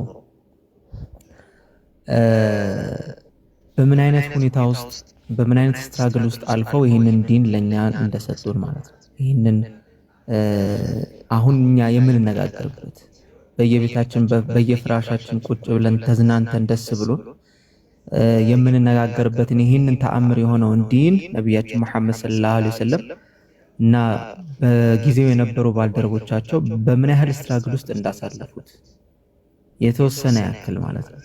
እና አሁን ነቢያችን ከብዙ ነገር አንጻር አሁን ከሚያሟቸው ሰዎች እዚህ ቲክቶክ ላይም በሉ የትኛውም ቦታ ላይ ከሚሰድቧቸው ብዙ ነገር ከሚያደርጓቸው ነገር አንጻር ነቢያችን መሐመድ ሰለላሁ ዐለይሂ ወሰለም እያንዳንዱን ነገር በቀላሉ ማግኘት የሚችሉበት ሲናሪዎች ነበሯቸው። ሁሉንም ነገር በቀላሉ ማግኘት የሚችሉባቸው የተመቻቸ ነገር የነበራቸው ወይም ደግሞ የተሰጣቸው ነበሩ። ሴት ከፈለጉ ሴትን እንዲሰጣቸው፣ ሀብትን ከፈለጉ ሀብትን፣ ዝናን ከፈለጉ ዝናን፣ ስልጣንን ከፈለጉ ስልጣን ያለምንም ችግር ያለምንም ውጣ ውረድ ማለት ነው።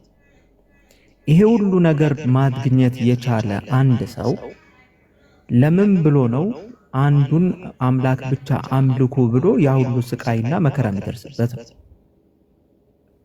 ሴትን ከፈለገ ሴትን ማግኘት የሚችል ሰው፣ ስልጣንን ከፈለገ ስልጣንን በቀላሉ ማግኘት የቻለና እናቅርብልህ እንስጥህ ተብሎ ኦፈር የተደረገለት ሰው፣ ገንዘብም ከሆነ የሁላችንም ሀብታም እናድርግህ ተብሎ ኦፈር የተደረገለት ሰው ጨረቃን በቀኝ እጄ ፀሐይን በቀኝ እጄ ጨረቃን በግራ እጄ ብታደርጉልኝ እንኳን ይህንን ዲን ወይም ደግሞ ይህንን ዳዕዋ አላቆምም፣ አንዱን አምላክ አምልኩ የሚለውን አላቆምም ብሎ ይህን ያህል መሸቃና ይህን ያህል የስትራግል ኑሮ መኖር ለምን አስፈለገ? የሆነ ከጀርባው የሆነ ሐቅን ነገር አልያዘም ነው። እውነታን ይዞ አልመጣም። ግልጽ ነው። ይህን ነገር ካደረጉ በኋላ ነቢያችን መሐመድ ሰለላሁ ዐለይሂ ወሰለም በጣም ተቸገሩ፣ በጣም ተራቡ፣ ጥርሳቸው ተሰበረ።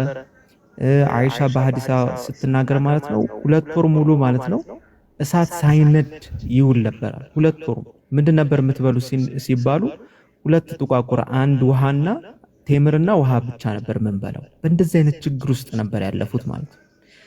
ዋናው ግን ጭንቀታቸውና ሐሳባቸው በአጠቃላይ ምን ነበረ? ይህንን ኡመት ከዚህ ከጀሃነም ከእሳት አውጥቶ ማለት ነው የጀነትን ሰው ወይም ደግሞ ዘላለማዊ ህይወትን መስጠት ማለት ነው። ያ ሁሉ ልፋቱ ለምንድን ነው? ይሄ ኡመት እንዲያልፍ ይሄ ህዝብ ማለት ነው ጭንቀታቸው በአጠቃላይ ማለት ነው። ጭንቀታቸው በአጠቃላይ ይሄ ነበር። ስለዚህ ከጀርባ የያዙትን ቁም ነገር ማስተዋል ያስፈልጋል ማለት ነው። ነቢያችን መሐመድ ሰለላሁ ዐለይሂ ወሰለም ለዛ ነው እኛም ፊዳከ አቢ ወኡሚ የምንለው ከምን አንጻር ነው?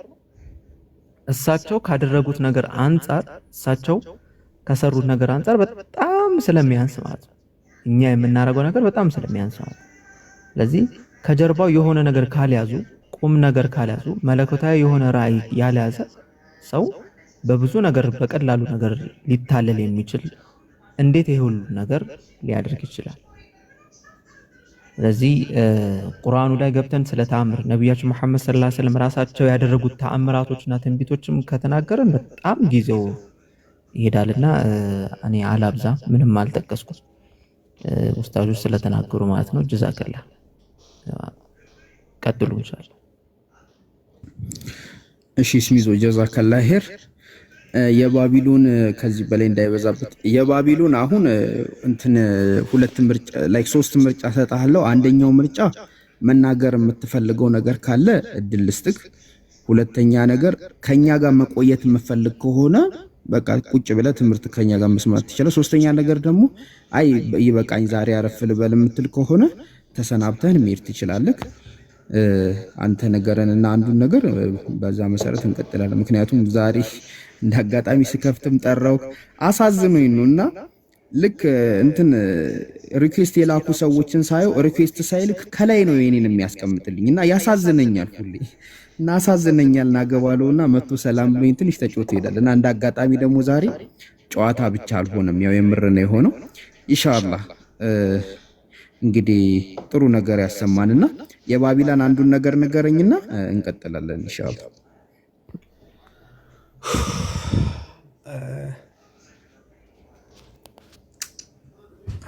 ሶስት ምርጫ ነው ያቀረብክልኝ። ሌላ ምርጫ ካለ መንገር ትችላለህ፣ ችግር የለውም። እኔ ከሶስቱ አንዱ ሊሆን ይችላል ብዬ ስለገመትኩ ነው። እኔ አራተኛ ልፍረድ። እሺ ደከመኝ ታውቃለህ። አይዞህ በቃ ልስለም በቃሽ። አላሁ አክበር አላሁ አክበር አላሁ አክበር ተክቢር አላሁ አክበር ተክቢር አላሁ አክበር።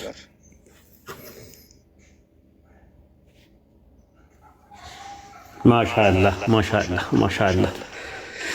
እኔ እንደውም ከሶስቱ ምርጫ ውስጥ ላዳምጥ እኔ እዚሁ ቁጭ ብዬ የሚል ነው መሰለኝ እና አራተኛ ምርጫ አለ አራተኛ ኦፕሽን አለ ስላለ ይህን ነገር መስማት ትልቅ ነገር ነው። ማሻአላህ ቀጥል ጃቢሮ አውራው እንደጀመርክ ማለት ነው በነካካፍህ ላይክ ምን እየተሰማኝ እንደሆነ አላውቅም። ትንሽ አውሩና እኔ እቀጥላለሁ። አንድ ደቂቃ ስጠኝ፣ ትንሽ መረጋጋት እፈልጋለሁና ኢብሮ ቀጥል እስቲ ሀቢቢ። አዲስም አለች ብቻ አላሁ አክበር አላሁ አክበር አላሁ አክበር።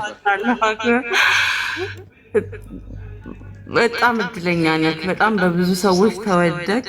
በጣም እንትን ነርቨስ ያደረገኝ ነበር። ለጃብ ውስጥ እንደምጽፈው ማረገው ጨንቆኝ ነበር እና አይ ዶንት ኖ እኔ ራሱ እንደም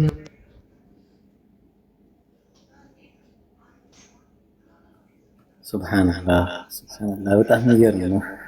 ለምን እንደዚህ አይነት ስሜት እንደሚሰማችሁ ታውቃላችሁ? ለአክበር በጣም የሚገርም ነው። እኔ እንጃ ወላሂ ወንድማችን ስለሆነ ከጃናና ነፃ ስለወጣ ግን ወደ ዋናው ብንሄድ በጣም ጥሩ መሰለኝ። በቃ ሰው ከዚህ ሰከንድ በኋላ የመኖር ዋስትና የለውም። ሰው ስለ ነገሩ ያውቃል። ይሄ ሁሉ እውነት ገብቶ አንድ ደቂቃ መቆየት ስለከበደ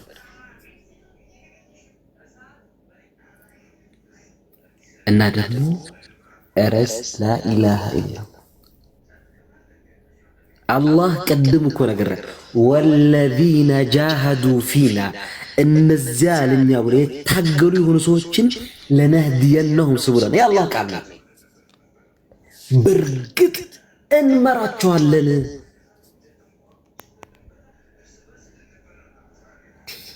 يا الله كان يعلم الله في قلوبكم خيرا يؤتيكم خيرا الله برباتو ملكم منور كاوك يؤتيكم خيرا خير ነገር ይሰጣችኋል። በልብ ውስጥ ጥሩ ነገር ነበር እስልምና ነው። አላሁ አክበር ጊዜ ሳንገል ኡስታዞች ሻሃዳ ሲወስድ ከዛ በኋላ እናወራለን። አልሐምዱሊላህ ኡስታዝ አታሲዞም እዛው ሻሃዳው ቶሎ ይቀደም። ይሄ ኡስታዝ ይሄን ኡስታዝ ወሂድ ወይስ ከሁለት ባረከላሁ ፊክ ትልቁን አጅር ሰርተናል። የምትወደውን ነገር ለወንድም ውደድ ይባላልና እስቲ ይሄን ለኡስታዝ ወሂድ ወደድኩለት።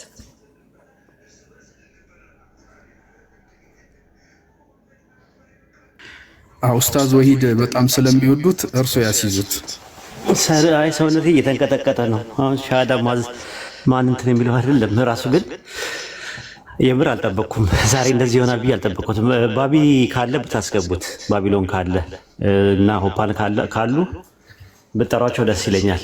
ማለት እንደምንም ሼር አድርግላችሁ ቢያዩ ደስ ይለኛል። ይሄን ደስታውን ቢካፈሉት የደስታው ቀን አብረውት ቢገኙ ደስ ይለኛል።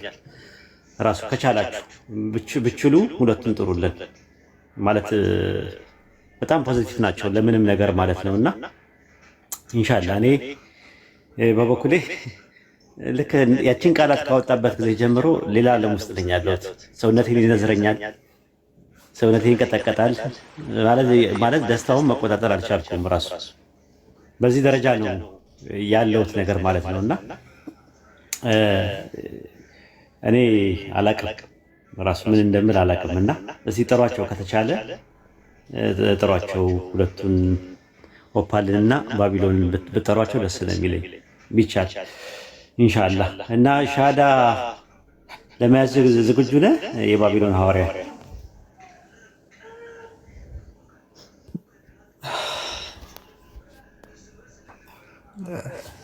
አዎ ኡስታዝ ኢንሻአላህ ሁላችሁም ዱዓ አድርጉለት። ኢንሻአላህ ዱዓ እያደረጋችሁለት አዘዝን ታይም ተክቢራውን በደንብ አቅልጡት። ከዛ አልሐምዱሊላህ በሉ። ላኢላሃ ኢለላህ የሚለውንም ጻፉ በኩል ማለት ነው። ኢንሻአላህ እንግዲህ ሁለት ተርኒንግ ፖይንቶች አሉ።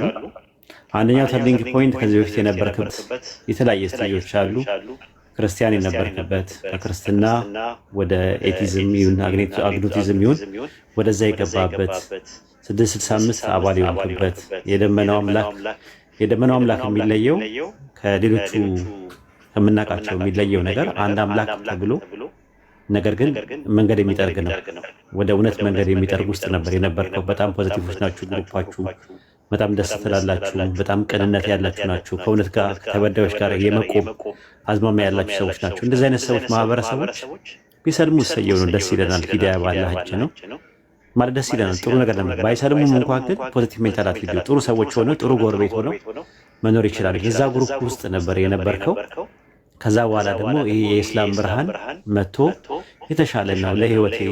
ቀብርም ሲሄድ አካሌ ከአብራክ የሚወጡት ልጆቼም ቢሆን ያፈራሁት ንብረትም ጥየው ነው የሚሄደው። የገነባሁት በስፖርት ጂም ሰርተ ባይሴክስ ትራይሴፕስ ምናምን ቢሼፕ ምናምን ብለህ የሰራው አካል ጥለህ ነው የምትሄደው። መጨረሻ ላይ የሚሆነው ምንድነው? ያመንከው እምነት የቀራው ቁርአንና የሰራቸው መልካም ስራዎች ናቸው የሚቀር። ይህን ነገር ለማድረግ ሰማይና ምድርን በመካከላቸው ያለውን የፈጠረ የዓለማቱ ጌታ አላህን በብቸኝነት አመልካለሁ። የአምልኮ ሀቅ የእሱ ብቻ ነው። በግንባሬ መሬቱን አስነክሴ ሱጁድ አድርጌ ይሄ የዓለማቱን ጌታ አምልኬ እፎይ ማለት እፈልጋለሁ፣ ሰላም ማግኘት እፈልጋለሁ፣ እሱም ማምለክ እፈልጋለሁ ብለህ ቃል ልገባ ነው የምትመጣው ማለት ነው። የላኢላሃ ኢለላህ ትርጉሙ ላኢላሃ ስትል ከአላህ በቀር በሐቅ የሚመለክ አምላክ የለም ብለህ የመጀመሪያው ማፍረስ ነው። የለም ትላለህ። ምን የለም? ኢለላህ ከአላህ በስተቀር በሐቅ የሚመለክ አምላክ የለም እያልክ ነው ያለው። ረሱል ሰለላሁ ዐለይሂ ወሰለም ደግሞ የእሱ መልእክተኛ ናቸው። በእሳቸው ላይ የወረደ ቁርአን የአላህ መልእክት የአላህ ንግግር ነው ብለህ እሳቸው መልእክተኛና ነቢይ የአላህ ባሪያ አድርገህ መቀበል ነው። ሌላ ነገር የለውም። እኔ የምለውን ነገር ተከትለህ ትላለህ ማለት ነው። ኢንሻአላህ አሽሃዱ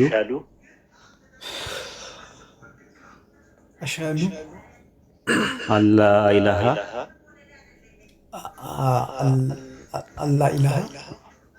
ኢለላህ ወአሽሃዱ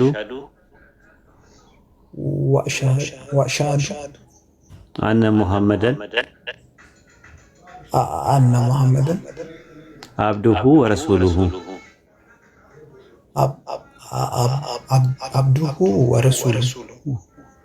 ከአላህ በስተቀር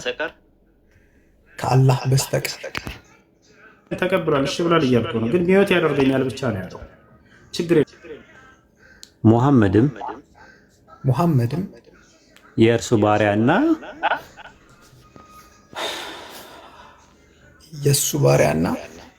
መልእክተኛ ነው።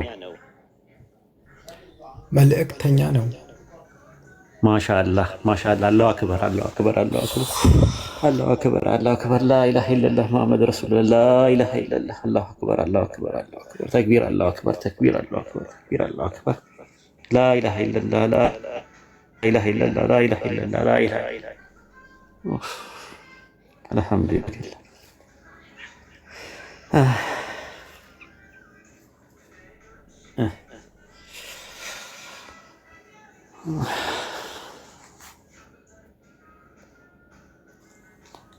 በጣም ደስ ብሎኛል። የባቢሎን ሐዋርያ ማሻአላህ። አልሐምዱሊላህ አልሐምዱሊላህ። ክብርና ምስጋና ለዓለማቱ ጌታ ለአላህ ይሁን። በአምላክነቱ ሰውነት ለሌለበት፣ በጥበቃው ላይ እንቅፍ ለሌለበት፣ በድካሙ ላይ በኃያልነቱ ላይ ድካም የሌለበት፣ በጌትነቱ ላይ ባርነት የሌለበት አልሐምዱሊላህ። አንድ ነፍስ ላኢላሃ ኢለላህ ብላ ገመዱን ይዛ ተንጠልጥላ ከዛ ከአፋፉ ላይ ስትወጣ ማየት ነው የመሰለ ነገር የለም። እኔ ብዙ መናገር አሁን አልችልም። ኢንሻአላህ ሌሎች ተናገሩ አዳምጣለሁ።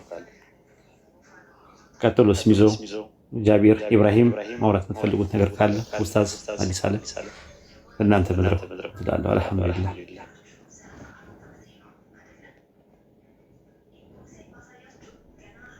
ማሻአላህ።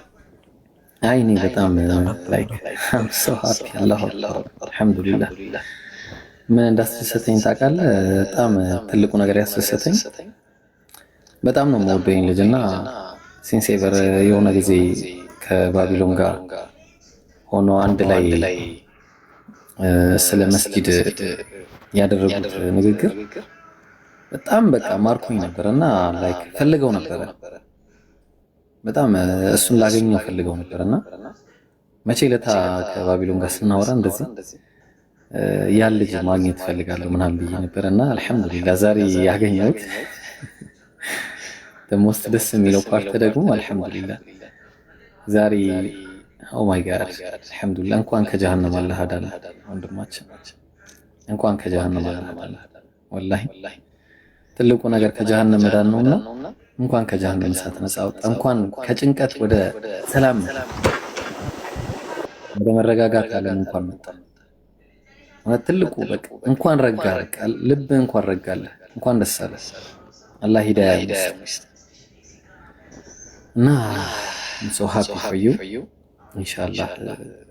ምናልባት ፈቃደኛ ከሆንክ መጨረሻ ላይ በኋላ ቁርአን ጋብዛለሁ። ቀጥሎ ያ ጀማ በጣም ደስ ብሎኛል። ባቢሎን ስም ይጣለትና እኔ ሰላም ማለት ፈልጋለሁ። ጃቢር አላህ ያክብር። ስንከተል አብረን ከርመን ባቢሎን ካለ ገስት ላክ ቢገባ ደስ ይለኛል። እያየ ነበር ከታችና ትንፋሽ ነው ያጠረኝ። ዛሬ ይሆናል ብዬ የእውነት አላሰብኩም፣ ግን ደግሞ ደስተኛ ከሆንኩባቸው ቀናቶች ዛሬም አላህ ድንቅን አደረገልን እና ከመደነቅ ውጭ እኔ ምንም ስራ የለኝም። ያው እንደሚሰልም አቅ ነበረ ቢኮዝ እንዳለው ኢብሮም ንግግሮቹ መስጂድ ከሄደ በኋላ ውስጥ ያውቆታል። ግን ስምህን ማን ቢባል ደስ ይልሃል? የሐዋርያው የባቢሎን ቀረ፣ አሁን የኛ ወንድማችን ነህና ማን ብትባል ደስ ይልሃል? እኔ ሰላም ማለት ስለምፈልግ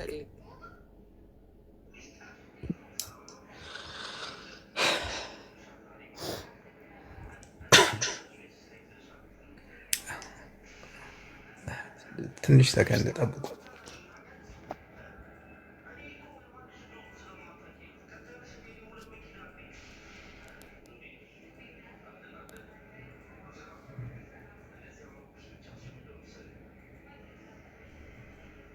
አላሁ አክበር። ብቻ ደስ ብሎናል ዛሬ አንኤክስፔክትድ ነገሮችን እውነትም ድንቅን ያደረገልን አምላክ። ቅድምም ታግሳችሁ ኡስታዞቼ አላህ ያክብራችሁ፣ ጥያቄዎችን በማስተናገድ አብራችሁን ታፕታፕ ሼር ኮፒሊንግ ብዙዎቻችሁ እንቅልፋችሁን አታችሁ አብራችሁ ላላችሁ በሙሉ አላህ ያክብራችሁ። ዱዓ ያደረጋችሁ ከዚ እስልምና ውስጥ ብዙ ፓወር ያየሁትን አላህ ብቻ ነው ሂዳያን የሚሰጠው በሰው ልጅ ጉልበትና አቅም እንዳልሆነ በድጋሚ ዛሬ ምስክርነታችንን አይተናል እና አልሐምዱሊላህ ለዓለማት ጌታ ይላል ኡስታዝ። ደስ የሚለው እና ናቲ አካባቢ ጌታ አይደለም እኛ የምናመልከውና ድንቅን ዛሬ ማይታታል። አልሐምዱሊላህ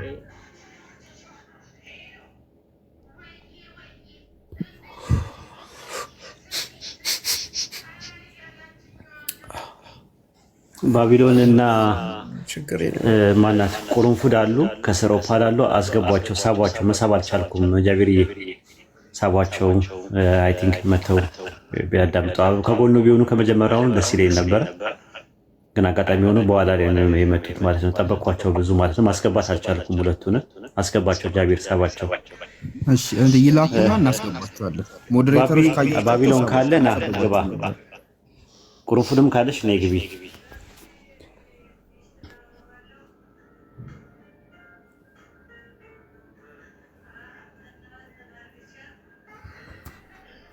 ስምህን ወሰንክ ባቢሎን? ስምህን ለመስማት ችግር የለውም። እኔ ማንኛውም ስም አሪፍ የምትሉትን ስም በቃ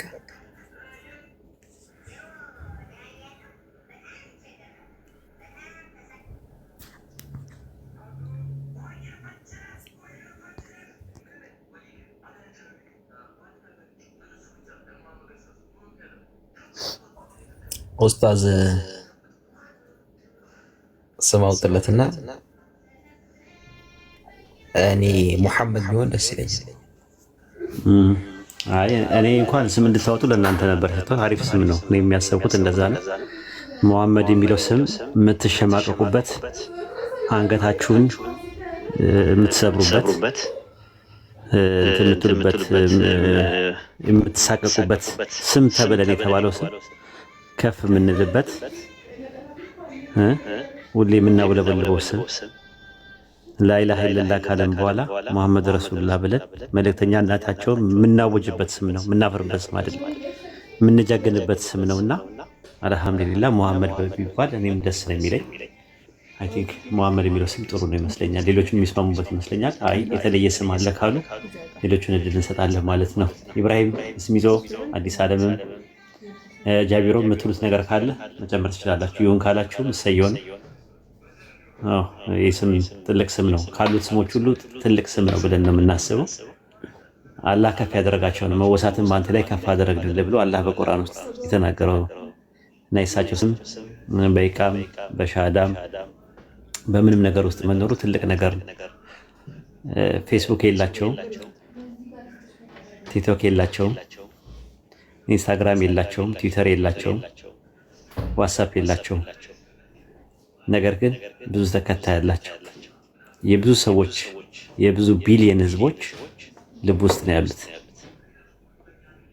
በታሪክ ውስጥ ትልቅ ተከታይ አድርገው በዓለም ላይ አዎንታዊ ተጽዕኖ አድርገው ስለሳቸው ባሉታዊ ነገር የትም ቦታ ሆናችሁ ስማቸውን ወሂድ ብለህ ብትል ራሱ ባለቤቱ ወሂድ ራሱ ነው ስሙን እንትን የሚል። መሐመድ ስትል ግን ሁሉም ደንገጥ ብሎ የሚያዳምጠው ስም ነው። ከሌ ስትል ደንገጥ ብለው እንትን የምትለው ማለት ነው። በሳቸው በኩል የመጣውን ብርሃን ለማስቀረት የመካ ቁረይሾች፣ የመዲና ባኒ ቁረይዛ፣ የሮሙ ባዛንታይን ሙስተሽሪቆች፣ ምዕራባውያን ሚሽነሪዎች ይህንን ብርሃን ሊያጠፉ ብዙ ሞክረዋል፣ አልቻሉም። ከፍ ሊያደርገው ነው ይህንን መልእክተኛ የላከው አላህ እና በዚህ ስም መጠራት ትልቅ ነገር ነው ለማለት ፈልጌ ነው። ኢንሻአላህ እሺ ቀጥሉ።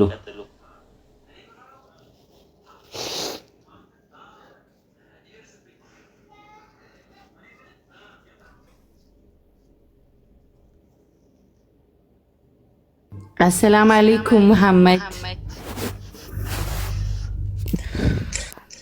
ወአለይኩም ሰላም። አላሁ አክበር አላሁ አክበር አላሁ አክበር። አይ ቲንክ አም ዳን። በቃ አሁን ሰለብሬሽን ነው። ባቢዬ ኦፕን እንዴት ናችሁ? ሰላም ብያለሁ። ባቢሎን አምሹር ብሎክ እንደማታረገኝ ሌላኛውን ሐዋርያን ወስጃለሁ። ይቅር በለኝ። አሁን እንኳን ጃኖ ቀድሞ ይዞብኝ የመጣው እኔ አም ጀስት ቢንግ ሂር። እሺ ጄናት ይቻላል።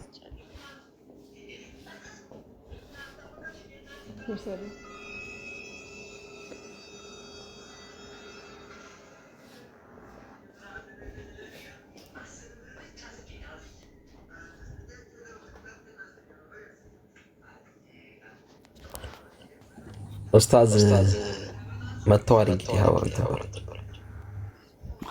እንግዲህ እንደ ሰባ አንበሳ የምትሰነጩበት፣ እንደተወለደ ሕፃን ልጅ የምትቦርቁበት ጊዜ ነው ጊዜው ማለት ነውና ሁላችሁም ደስታችሁ መግለጽ ትችላላችሁ። ስሚዞም ካለ ኢብራሂምም አትታፈኑ፣ ዝም አትበሉ። ባቢሎን ሰላም ብያለሁ። እንኳን ደህና መጣ።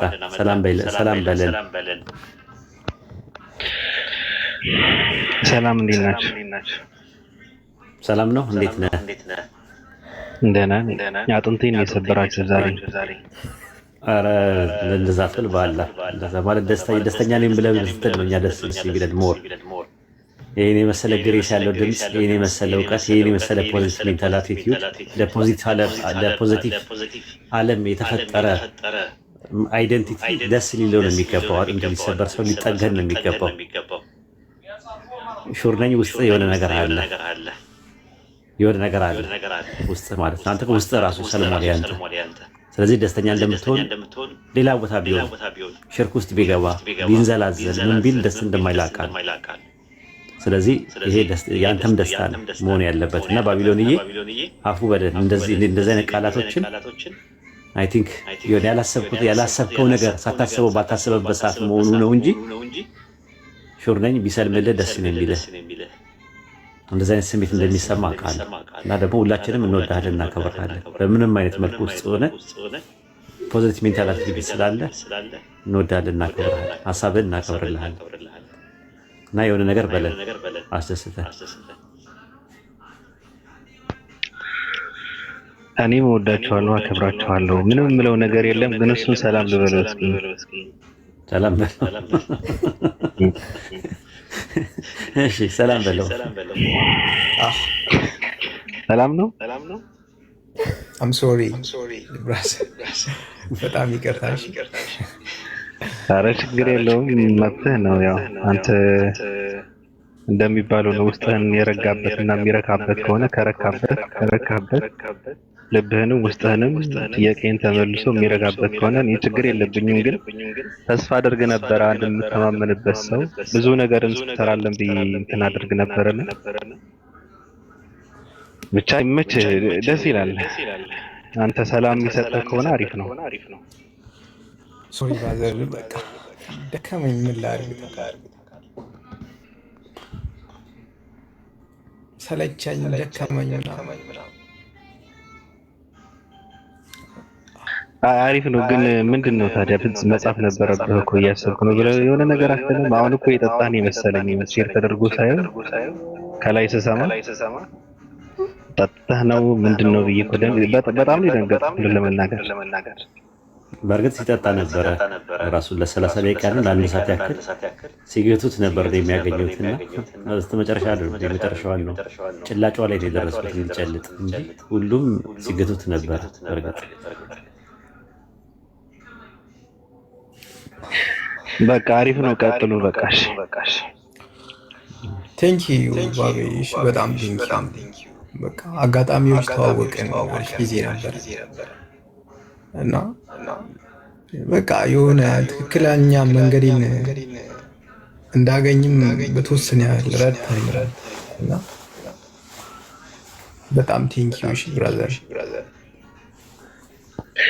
ሰዎች ባሉበት ሆነው ሃይማኖታቸውን ጠንቅቀው እንዲያውቁና አውቀው እንዲከተሉ ነበር ዓላማችን። አንተ ደግሞ የነበርክበትና የቆምክበትን አይተህ ትክክል አለመሆኑን ተረድተህ ከሆነ የወጣው እኔ ችግር የለብኝም።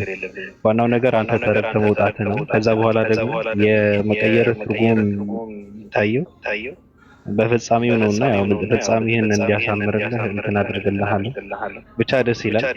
ቀጥሉ። እሺ እኔ ምንም ብቻችን እናወራዋለን። አብራችሁ የምትሰሩትን ስራ የሚቋረጥም ነገር አይደለም። ጓደኝነታችሁ አይቋረጥም።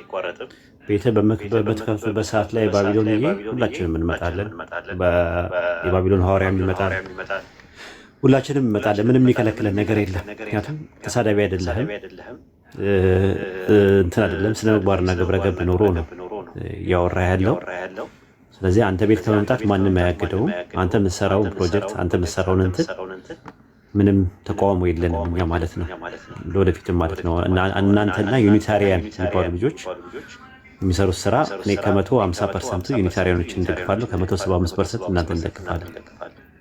ይሄን እንድታቁልን እንፈልጋለን ማለት ነው። ከእንትን አንጻር ምክንያቱም ምን እያደረጋችሁ እንዳለ ምን አይነት አይምሮ እንዳላችሁ ምን አይነት አስተሳሰብ እንዳላችሁ ሰው የሚከበረው በአስተሳሰቡ ብለን ስለምናምን ስለዚህ ጓደኝነታችሁ ይቀጥላል። እንደገና ደግሞ አብራችሁ አንዳንድ ነገሮችን ኮንሰልት መደራረግ ማውራት እንትን ማለቱ ምናምን ይቀጥላል። ምንም እንትን የሚለው ነገር የለም። አብሽር። እሺ ቁሩፉድ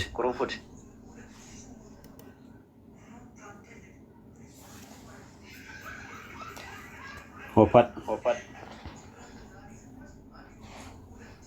የለችም መሰለኝ። እሺ እስሚዞ እሺ አለሽ እሺ አውሪው እንኳን ደስ አለ በይው የሆነ ነገር በይው የምትይው ነገር ቢሆን ማለት የምትፈልጊው ነገር መናገር ትችላለሽ። አመሰግናለሁ ኡስታዝ። ሁላችሁም ሰላም ብያለሁ። የቀድሞ የ665 የባቢሎን ሐዋርያ አይኖ መጀመሪያም እኮ ስትስለመለም ጠርጥረናል። ያው ተተኪኛም እየፈለግን ነበረ። ሲጀመር ከዚህ በኋላ ወደ 665 አዲስ ዓለምም ስትመጣ ተፈትሻ ነው የምትወጣው የምትገባው ባቢ። እሱን ነው እያሰብኩ የነበረው። እየፈተሽን ነው ከዚህ በኋላ ወደ አባላታችን የሚመጡት ሙስሊሞች ፈትሸን ማንን ይዘው ሄዱ ምናምን ብለን መንቃት እንዳለብን ነው የገባን። በአንድ ሳምንት 2 አባል ነው ያሳጣችሁን። አልተቻላችሁም። ይሄው በቃ ሙሉ ማህበራዊ ሚዲያውን እየተቆጣጠራችሁ ነው ያላችሁት እና በጣም ስጋት ነው ለ665 ይሄው የባቢሎን ሐዋርያ አዲሱ ሰለምተኝ ሙሐመድ እንኳን ደስ ያለ እንኳን ቀጥተኛው መንገድ መራህ አገኘ ልልህ የምችለው አንድ ነገር ነው። እስልምና ከሙስሊሞችም ይበልጣል። ሰርክ አዲስ ነው። ያለህ እውቀት በቂ አይደለም። ለመስለም ይበቃሃል። ሙስሊም ሆኖ ለመቆየት ግን መማር አለብክ። ስለዚህ በፍቃደኝነት የአላህ ባሪያ ለመሆን ስለመረጥክ ደስ ብሎኛል። ይሄንን ነው መመኝልክ። ግን ደግሞ ስጋታችንን መደበቅ አንችልም። እኔና ባቢ ወደ ተቋማታችን የምትመጡ ሰዎችን ከዛሬ ጀምሮ እንፈትሻለን። ጃቢር ሌላ ጊዜ ነው የማወራው። አንተን እንደ ተቋም ነው ማውገዝ ያለብን። ምስራቅ ቀጠናዎችን አማረህ ጭራሽ ከኛ ጃቢሮ ከኛ ይወሰዳል ምንም ማለት አይደለም። ይሁን ደስ ብሎናል ባቢዬ። አንተም ደግሞ እዚሁ እንዳላጣ ብንወጣ ምን ይመስላል? እዚሁ ማጣ እየመሰለኝ ነው። ወይ ጉድ! ታስበን አለቅን እኮ። የፀሐይ አምላክ አንበርዳን በእውነት።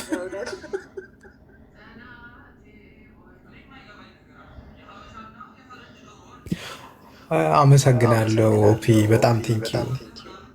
ተስፋ አደርጋለሁ እናንተም ወደ እውነቱ እንደምትመጡ ሁላችሁም። ደግሞ ሁሉም ሰው ልቡን ያውቃል እና በጣም አመሰግናለሁ። ታዲያ አንድ ነገር ልንገርህ። የድሮ ወዳጄን ብዬ ምህረት አላደርግልህም። ሰይፌን አንተ ላይ ማሳርፋለሁ። ስለዚህ ከዚህ ቀን ጀምሮ እማይህ በሙስሊም መነጽር ነው፣ እንደ ሰለምቴ ነው እማይህ። ግራ ዘመም ቀኝ ዘመም እሆናለሁ ካልክ ያው ሰይፌ በአንተ ላይ የሚያርፋል። ነቃ ደንገጥ በል። ከዛሬ ጀምሮ አባላችን አይደለህም። የመጨረሻ ምክር ይሄ ነው። ህዝብ እየሰማ ነው የምናገረው። ቀጥለጥ ያለ ሰለምቴ ትሆናለህ። የአላህ ባሪያና አገልጋይ ትሆናለህ። እውነት ለመናገር በጣም ደስ ብሎኛል። ቀናው መንገድ እውነተኛው መንገድ የመረጥከውና ለአንተ በጣም ደስ ብሎናል። ሰው በጣም አመሰግናለሁ። ታዛዥ ነኝ ደግሞ ለተዛዝ።